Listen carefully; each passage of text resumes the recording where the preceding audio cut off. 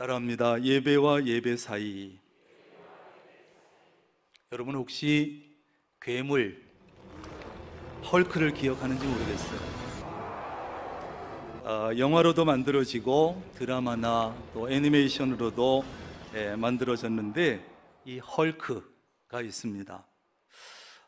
이 주인공은 천재적인 핵물리학자인데 본래 평소에 감정 억제도 잘하고 감정 조절을 잘하면서 내성적인 그런 성격을 가진 사람이에요. 그런데 어떤 실험을 하다가 사고를 당한 후에는 극도의 분노가 일어나고 스트레스를 받게 되면 저렇게 헐크로 변하는 것입니다. 평소와는 전혀 다르게 괴성을 지르고 덩치가 커지고 옷이 찢어지고 초인적인 힘을 가지게 돼요. 그런데 참 신기한 것은 우통은 찢어지는데 바지는 절대 안 찢어져요. 그건 그렇고, 그래서 이제 초인적인 힘도 가지고 자기 감정에 따라 본능에 따라서 행동을 하게 되는데, 물론 이 헐크는 나쁜 놈을 처리하는데 자기 힘을 사용합니다. 그런데 여러분, 사실은요, 저 헐크뿐만이 아니고 지금 우리 안에도 아주 평범한 나와 괴물 같은 헐크 같은 내가 함께 살고 있다는 사실입니다. 그래서 우리는 삶 속에서 때로 이러한 문제로 인해서 갈등도 하고 괴롭기도 하고 고통스러울 때가 있어요. 내가 왜 이러지? 평소에 이럴 사람이 아닌데 내가 왜 이런 행동을 하지? 그래서 갈등하고 괴롭고 고통스럽단 말이죠. 이것을 사도 바울은 이렇게 표현했습니다. 내가 원하는 바 선은 행하지 아니하고 도리어 원하지 않는 바 악을 행하는도다. 내가 왜 이럴까? 나는 정말 선을 행하고 싶은데 왜 선은 행하지 아니하고 내가 원하지 않는 악을 행할까? 선을 행해야 한다는 것을 너무나 잘 알고 있지만, 너무나 원하지만 악을 행하게 되니 괴롭고 고통스러운 거예요. 이것은 지금도 세상 속에 살아가는 우리 모든 그리스도인의 고민이 아니겠느냐 하는 거죠. 우리는 얼핏 보면 한 개의 얼굴을 가지고 사는 것 같지만, 여러분, 사실은 우리는 여러 개의 얼굴을 가지고 세상을 살고 있습니다. 말하자면 가면을 여러 개 가지고 있는 거예요.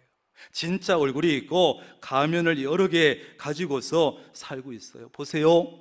가정에서 쓰는 가면이 있지요. 교회에 올 때 쓰는 가면이 있지요. 학교 갈 때 쓰는 가면이 있지요. 일터에 가면 쓰는 가면이 있지요. 좋아하고 친한 사람하고 만날 때 쓰는 가면이 있지요. 내가 싫어하는 사람하고 만날 때 쓰는 가면이 있지요. 우리는 도대체 몇 개의 가면을 가지고 있을까요? 그 중에 어떤 얼굴이 진짜 나의 얼굴이며 어떤 모습이 정말 나의 진짜 모습일까요? 이제는 어떤 얼굴이 나의 진짜 얼굴인지 어떤 모습이 진짜 나의 모습인지 나도 헷갈립니다. 진짜 내 얼굴, 진짜 내 모습, 진짜 내 인격은요, 결혼하기 전에는 누구 앞에서 다 드러나는지 아세요? 엄마 앞에서 드러나요. 왜? 엄마는 만만해 보이고 아빠랑 좀 다르게 함부로 해도 되는 것처럼 잘못 생각하기 때문에 자기 본능대로 자기 감정대로 다 쏟아놓고 엄마는 상처를 받든 말든 함부로 얘기하고 헐크가 돼버립니다. 그럼 엄마가 씩씩거리면서 뭐라 그럽니까? 야, 너 나중에 결혼해가지고 너하고 똑같은 딸 낳아가지고 키워봐라. 이제 그러지. 잘못된 생각을 가지고 있었어요. 그러면 이제 결혼하고 나면 그 다음에는 누구 앞에서 진짜 모습, 헐크의 모습이 나타납니까? 남편이나 아내 앞에서 또 드러나는 거예요. 왜? 나랑 가장 가까우니까 함부로 해도 된다는 생각에 마구 얘기하고 감정 쏟아놓고 함부로 대하는 거예요. 잘못된 생각이지요. 그러나 여러분, 진짜 내 얼굴은 내가 혼자 있을 때의 얼굴이요, 진짜 내 모습은 나 혼자 있을 때의 모습이고, 진짜 내 인격은 나 혼자 있을 때 가장 잘 드러나는 거예요. 여러분은 제가 혼자 있을 때 모습을 모르지요. 진짜 모습은 내가 혼자 있을 때 드러나요. 진짜 내 믿음은 삶 속에 고난이 찾아왔을 때, 교회에 어려움이 있을 때, 교회가 큰일을 할 때 진짜 믿음은 그때 다 드러나는 거예요. 여러분, 우리가 사용하고 있는 가면을 크게 두 종류로 나누면, 하나는 교회 안에서 쓰는 가면이요, 다른 하나는 교회 밖에서 쓰는 가면이에요. 연약하고 부족한 우리가, 이기적인 우리가 교회 안에서나 교회 밖에서나 똑같은 모습, 똑같은 좋은 얼굴, 똑같은 좋은 인격, 똑같은 좋은 믿음으로 산다는 것은 거의 불가능합니다. 그렇지 않아요? 그러나 우리는 그것을 어렵지만 일치시키려고, 어떻게 하든지 근접시키려고, 일치시키려고 최대한 노력할 수 있기를 바랍니다. 왜? 그것이 신앙생활이니까. 그것이 평생 우리가 감당해야 될 신앙생활이니까. 교회 안과 교회 밖의 모습이 다르면 다를수록 우리는 회칠한 무덤 같은 사람이요, 예수님께 그리도 책망받았던 바리새인 같은 사람이 되는 것이에요. 교회 안과 교회 밖의 모습이 일치되면 일치될수록 그 사람은 좋은 믿음의 사람이요, 좋은 신앙 인격을 가진 사람이 되는 것이에요. 오늘 설교 제목은 예배와 예배 사이라고 정했습니다. 한순간에 정했습니다. 오늘 이 본문 말씀을 읽는 순간에 제 마음속에 확 떠올랐던 제목이에요. 그렇지, 예배와 예배 사이다. 예배와 예배 사이에는 여러분 무엇이 있습니까? 삶이 있는 거예요. 우리의 삶이 있는 거예요. 교회 안에서의 모습은, 주일날에 볼 수 있는 모습들은 대부분은 좋은 모습입니다. 열심히 봉사하는 모습, 열심히 미소를 띠면서 부드럽게 말하면서 다른 사람에게 친절하게 대하는 그 모습들, 특별히 예배 드릴 때 그 경건한 그 모습이라고 할 수 있겠죠. 그 다음에 교회 밖에서의 모습은 주일과 주일 사이, 월요일부터 토요일까지 살아가는 모습, 다시 말해서 예배와 예배 사이의 모습입니다. 그렇다면 여러분은 예배와 예배 사이에 어떤 사람입니까? 여러분은 예배와 예배 사이에 어떻게 살고 있습니까? 여러분은 예배와 예배 사이에 어떤 얼굴로 살고 있습니까? 여러분은 예배와 예배 사이에 어떤 모습으로 살고 있습니까? 여러분은 예배와 예배 사이에 어떤 믿음을 가지고 세상을 살아가고 있느냐고요. 오늘 출애굽기 29장 속에는 제사장의 위임식의 장면이 나오는데, 하나님은 아론과 그의 아들들에게 제사장 위임식 절차에 대해서 자세하게 지시하십니다. 먼저 그들을 회막문으로 데려다가 몸을 물로 깨끗하게 씻겨서 그들을 깨끗하게 하라. 이것은 그들의 죄를 깨끗하게 씻어서 거룩하게 하는 상징적인 예식입니다. 물로 죄가 씻어지겠습니까? 상징적인 예식이에요. 제사장, 그 다음에는, 그런데 제사장의 직분을 수행해야 하는데 죄 문제가 있으면 제사장 자신의 죄 문제도 해결하지 못하고 제사장 직분을 온전히 감당할 수 없기 때문이에요. 그 다음에는 특별히 제작한 제사장의 의복을 쫙 머리끝부터 발끝까지 입히는 거예요. 그리고는 그들의 머리에다가 관유를 부어서 발라주라 하는 거예요. 그 다음에 마지막이 뭐냐 하면, 숫송아지와 순양 2마리의 머리 위에 안수하고 그놈들을 잡아서 피를 뿌리고 제사를 드리는 거예요. 이런 절차에 따라서 제사장 위임식이 무려 7일 동안 이루어졌어요. 요즘 목사의 위임식은 1시간 반이면 끝납니다. 제사장의 위임식은 7일 동안 계속되었어요. 그렇다면 이 신약시대 우리 그리스도인들은 어떻게 제사장으로서 하나님 앞에 서게 될까요? 먼저는 물이 아니라 주님의 보혈로 죄 씻음을 받아 깨끗하게 거듭납니다. 그 다음에는 예수 그리스도의 옷을 입고 의롭게 됩니다. 그 다음에는 관유가 아니라 성령의 기름으로 기름 부음을 받게 됩니다. 그렇게 해서 하나님 앞에 제사장으로서 우리는 서게 되는 것이에요. 베드로전서 2장 9절에 보면 모든 성도는 못 같은 제사장이다? 왕 같은 제사장이다. 왕 같다. 존귀한 제사장이다. 모든 그리스도인들은. 이 말씀에 근거해서 마르틴 루터는 종교개혁 시절에 만인 제사장 설을 주장하고 강조했어요. 무슨 설이라고요? 무슨 설이라고요? 만인 제사장 설이에요. 예수 그리스도를 믿는 사람은 예수 그리스도를 통해서 전부 다 제사장으로서 하나님 앞에 선다. 이제 모든 그리스도인은 짐승을 잡아 드리는 제사가 아니라 나를 제물로 해서, 나의 삶을 제물로 해서 하나님 앞에 예배를 드리는 것입니다. 그러므로 성도는 왕 같은 제사장으로서 내적으로는 내 영혼을 깨끗하게 유지하기 위해서 힘써야되고, 외적으로는 거룩하고 선한 행실을 통해서 불신자들에게 하나님이 어떤 분인지를 보여줘야 되고, 하나님의 사랑을 전해야 되고, 하나님의 사랑이 어떤 건지를 보여줘야 합니다.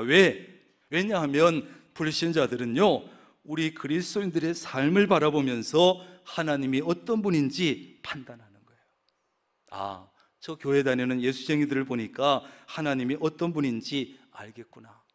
좋은 것도 그렇게 생각하고 나쁜 것도 그렇게 판단해버려요. 하나님의 사랑을 그들은 우리의 모습과 우리의 사랑을 보면서 하나님의 사랑을 확인하는 거예요. 교회만 다니는 저 교인들만 해도 저렇게 사랑이 많은데 도대체 하나님의 사랑은 얼마나 클까?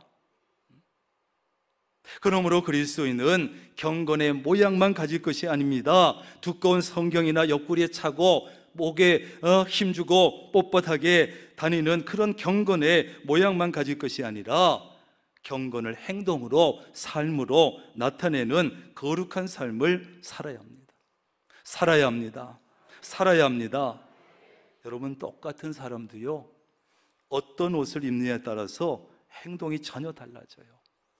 교복을 입느냐, 군복을 입느냐, 추리닝 허름한 걸 입느냐, 딱 차려 입느냐, 거기에 따라 행동이 달라져요. 저는요, 일반 셔츠를 입을 때와 이 성직자 셔츠를 입을 때 아무래도 행동이 조심스러워지고 운전도 조심스러워지고 말도 조심스러워져요. 그러나 입습니다. 왜? 제 스스로 저를 조이는 거예요. 그래야 조심하니까.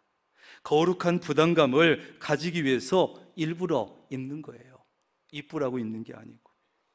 그 이유는 자신에 대한 인식이 달라지기 때문에, 내가 목사지. 거울 쳐다보면서 그래, 내가 목사지. 자기에 대한 인식이 달라지니까 말이 달라지고 행동이 달라지는 거예요. 그러므로 모든 그리스도인은 따라합니다. 나는 그리스도로 옷 입었다. 나는 그리스도로 옷 입은 사람이라는 것을 늘 생각하고 행동하고 말해야 합니다. 쉽지 않지만 예수님처럼 살려고, 예수님처럼 말하려고, 예수님처럼 행동하려고 끊임없이, 그리고 의식적으로 노력할 수 있기를 바랍니다.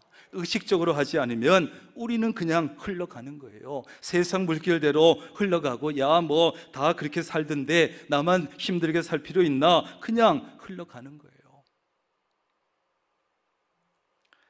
위임식의 모든 절차를 마친 아론과 그 아들들은 과거의 모든 삶을 제물과 함께 다 태워버립니다. 그리고 이제 거룩한 한 사람의 제사장으로 거듭나고 하나님 앞에 서게 되지요. 그리고 이후로는 제사장으로서 사명과 직분을 감당하게 되고 거룩한 삶을 살게 돼요. 38절 이하에 보면 하나님께서 위임식을 마친 제사장들에게 이렇게 말씀합니다. 너희는 매일 어린 양 2마리를 드리는데 한 마리는 아침에 드리고 한 마리는 저녁에 드려라. 이것은 너희가 대대로 드릴 번제다. 이렇게 말씀하셨어요. 그러니까 이것은 하루 이틀 하고 치우는 게 아니고 대대로 날마다 하는 거예요. 하나님께서 위임받은 제사장들에게 가장 먼저 하라고 하신 가장 중요한 일은 매일 어린 양 잡아서 아침에 한 마리, 저녁에 한 마리 번제로 드리는 거예요. 그렇게 하면 하나님은 내가 거기서 제사장 너희들 만나주고 너희들에게 말할 것이고 이스라엘 자손도 만날 것이고 이스라엘 백성과 함께 해주실 것이고 그들의 하나님이 내가 되어주겠다 약속을 하셨어요. 그러니까 이 제사가 얼마나 중요한지 몰라요, 여러분. 왜 하나님은 매일 아침 저녁에 번제를 드리라고 하셨을까요? 여러분, 제사장들을 번거롭게 하고 괴롭게 하기 위해서 그렇게 시켰겠습니까? 아니면 하나님이 워낙에 양고기를 좋아하셔서 매일 아침 저녁으로 드시기 위해서 그랬겠습니까? 아니에요. 하나님을 잊지 않게 하기 위해서요. 날마다 아침 저녁으로 하나님을 기억하기 위해서, 자기들이 죄인이라는 것을 잊지 않게 하기 위해서, 자기들이 죄를 지으면 죄 없는 어린 양이 피를 흘리면서 고통스럽게 죽어가야 한다는 것을 잊지 않게 하기 위해서예요. 이스라엘 백성과 함께 하시려고 그들을 애굽 땅에서 인도해 주신 그 하나님을 잊지 말라는 것이에요. 그렇습니다. 지금 하나님께서 우리에게 매 주일을 철저히 지키라고, 정기적으로 예배를 드리라고 하신 이유는 우리에게 부담을 주고 괴롭히고 헌금 거두시기 위해서 그렇게 하신 것이 아니에요. 무엇보다 하나님을 잊지 않게 하기 위해서요. 강제적으로라도 하나님을 기억하게 하기 위해서예요. 죄 많은 우리는 우리와 함께 하시려고 예수님을 보내주신 그 하나님의 은혜를 잊지 않게 하기 위해서예요. 그렇게라도 하나님이 하시지 않으면 우리는 그저 하나님을 잊어버리고 살아가기 때문입니다. 바빠서 잊어버리고, 피곤해서 잊어버리고, 일이 잘 돼도 잊어버리고, 일이 안 돼도 잊어버리고. 그래서 그 크신 하나님의 은혜를 다 잊어버리니까, 그러므로 우리는 여러분 예배 드릴 때마다 하나님을 기억할 수 있기를 바랍니다. 나를 구원하시고 천국을 주시고 영생을 주신 하나님을 기억해야 합니다. 나의 죄 때문에 십자가에서 죽어주신 예수님을 기억해야 합니다. 그런 의미에서 우리가 드리는 예배는 너무나 중요한 것이에요. 그렇게 쉽게 빠져먹을 주일이 아니고, 그렇게 쉽게 사소한 이유 가지고 빼먹을 예배가 아니라고요. 시간 남으면 나오는 예배 주일이 아니라고요. 우리 한국교회는 어느 나라보다 아직도 예배를 많이 드리고, 그래도 아직도 예배 열정이 많이 남아있는 나라예요. 얼마나 감사한지요. 그런데 문제는 뭡니까? 예배와 예배 사이가 문제인 것이에요. 예배와 예배 사이에 무엇이 있다고 했습니까? 삶이 있다고 했지요. 우리의 삶이 예배와 예배 사이에 있어. 예배와 예배 사이에 문제가 있다는 것은 우리 그리스도인의 삶에 문제가 있다는 것입니다. 제가 앞에서 했던 질문을 다시 하겠습니다. 여러분은 예배와 예배 사이에 어떤 사람입니까? 예배와 예배 사이에 여러분은 어떻게 살고 있으며, 어떤 얼굴로 살고 있으며, 예배와 예배 사이에 어떤 모습으로 살고 있으며, 예배와 예배 사이에 어떤 믿음을 가지고 세상 속에 살고 있느냐고요. 어떤 신앙 인격을 사람들에게 보여주고 있느냐고요. 구약시대 제사장들은 매일 아침 양 한 마리, 저녁에 양 한 마리를 번제로 드렸어요. 이것은 결국 제사장들은 하루 종일 24시간 거룩하게 살아야 한다는 것을 의미하는 것입니다. 제사 때만이 아니라, 생각해 보세요. 제사장들은 날마다 아침 저녁으로 제사를 드리기 위해서는 나머지 시간에도 긴장을 풀 수가 없습니다. 영적으로 긴장을 풀 수가 없습니다. 제사와 제사 사이에도 긴장하고 살아야만 했습니다. 요즘 얘기로 여러분 아침 제사 드리고 어디 노래방을 갈 수 있겠어요? 어디 놀러 갔다가 누구랑 싸우고 와서 제사를 드리고 있겠어요? 긴장을 풀 수 없는 거예요. 왜냐하면 어떤 일로 인해서든 제사장이 부정해지고 나면 제사를 드릴 수 없기 때문이에요.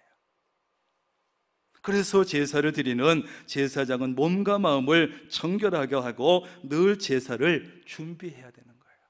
아침 제사 드리면 또 저녁 제사 준비하고 정결하게 하고 몸가짐을, 말과 행동을 조심하고. 왜냐하면 하나님은 제물 자체보다 제사 드리는 그 사람을 중요하게 여기시기 때문이에요.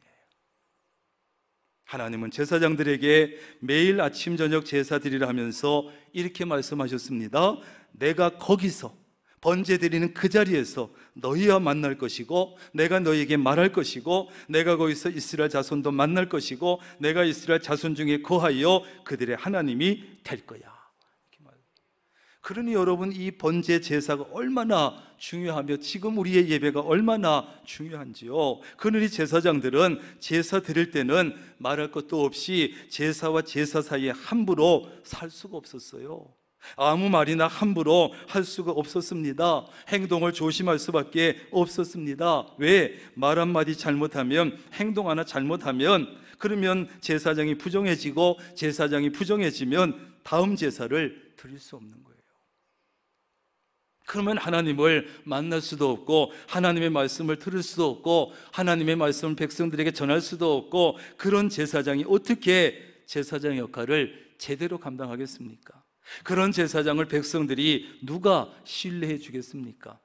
그러니 제사장들은 제사와 제사 사이에도 거룩한 삶을 살 수밖에 없었어요.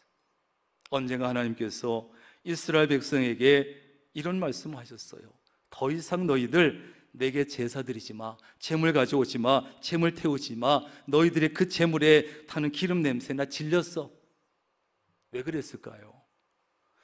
그들이 제사와 제사 사이에, 다시 말해서 삶 속에서 하나님께서 그렇게 싫어하시는 죄를 계속 지어가면서 제사를 드리는 거예요. 그거 좀 제발 하지 마, 나 못 견디겠다, 오죽하면. 그런 사람들이 준비한 제물에도 문제가 있었지만 제사 드리는 사람의 삶이 문제였어요. 제사의 형식은 남아 있었지만, 제사는 계속 드렸지만 그들의 삶은 엉망이었기 때문에. 그러므로 제사장으로서 하나님 앞에서는 우리 그리스도인에게는 예배도 중요하지만 예배와 예배 사이가 정말 중요하다. 정말 중요하다. 예배에 빠지지 않는 것 귀한 일이죠. 어려운 상황 속에도 예배에 빠지지 않는 것 너무 귀하고, 마음과 정성을 다해서 예배 잘 드리는 것 너무 중요하고, 귀한 예물 하나님 앞에 드린 것 너무 중요하지만 예배와 예배 사이에 어떤 삶을 사느냐가 굉장히 중요합니다. 할 말 안 한 말 다 하고 말이죠. 할 짓 안 할 짓 다 하다가 주일 되면 아무 일 없었다는 듯이 교회 오고요. 안 오는 것보단 낫지만, 다른 사람 그렇게 미워하고 시기하고, 다른 사람과 싸울 거 다 싸우고, 다른 사람들에게 상처 주다가 거룩한 모습으로 예배 드립니다. 예배 드릴 때의 그 모습과 예배와 예배 사이의 그 모습이 너무나 다른 거예요. 하나님께서 그런 예배를 받아주시겠느냐, 그런 사람이 드리는 예물을 기쁘게 흠양하시겠느냐는 거예요. 그래서 예수님도 산상보훈에서 이런 말씀을 하셨지요. 얘들아, 예물을 제단에 드리려다가 거기서 네 형제 다른 사람들에게 원망 들을 만한 일이 생각나잖아? 그러면 예물을 제단 앞에 내버려 두고 먼저 가서 형제와 화목하고 그 후에 와서 예물 드려. 그래야 내가 받아. 무슨 말씀입니까? 예배도 중요하지만, 헌금도 중요하지만, 봉사도 중요하지만 예배와 예배 사이의 삶이 중요하다는 거예요. 예배와 예배 사이의 삶이 그리스도인다워야 하나님께서 기도도 찬양도 헌금도 봉사도 받아주신다는 것이에요. 예배를 기쁘게 받아주신다는 것입니다. 여러분, 평생 잊지 않기를 바랍니다. 평생. 한국교회의 문제, 한국교회 그리스도인들의 문제는 예배와 삶이 동떨어져 있다는 거예요. 예배와 삶이 따로 국밥처럼 분리되어 있다는 것입니다. 찬양과 삶이 분리되어 있고, 기도와 삶이 분리되어 있고, 말씀과 삶이 분리되어 있다는 것이에요. 우리 한국교회만큼 예배 많이 드리고 예배 열심히 있는 나라 많지 않습니다. 새벽기도 있는 나라 많지 않습니다. 그런데 한 가지 아쉬운 것은 예배와 예배 사이의 삶이 예배를 따라가지 못하는 거예요.